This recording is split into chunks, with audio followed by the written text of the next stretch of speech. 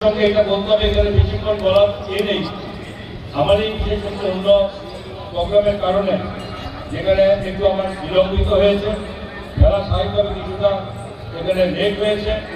আমি অন্য কিছু না বলেছি, এটুকু বলবো যে এই মাঠে গত বছরের খেলা আমি দেখেছি জাঁকজমকপূর্ণভাবে বহু মানুষের উপস্থিতিতে, এবং বর্তমান সময় খেলা শুরুর আগে যেভাবে আমার চতুর্দিকে মাঠে চতুর্দিকে উপরে গ্যালারিতে এবং আরো মানুষ আসছে, সকলের সুন্দর একটা পরিস্থিতি, খেলার একটা জাঁকজমকপূর্ণ একটা আনন্দমূলক এই সবার কিনতে আমি সকলকে আজকে আমার ধন্যবাদ জানাই।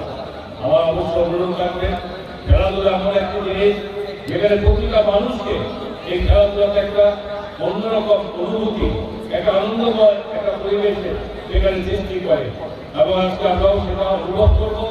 এবং সেই সঙ্গে আমি একটা অনুরোধ করবো, যেখানে আমাদের খেলাতে দুটো দলই উভয় করে, একটা ইউথ দল এবং অজয় একাদশ, যেখানে সবটাই উভয় করে টিম, এবং এদের মধ্যে প্রতিযোগিতা হবে। খেলাতে হার জিত অবশ্যই, খেলাতে এমন নয় যে দুটো দল একসঙ্গে জিততে পারে। একটা দল এখানে ফাইনালে বিজয়ী হবে, অপরটি দল সে রানার্স হবে।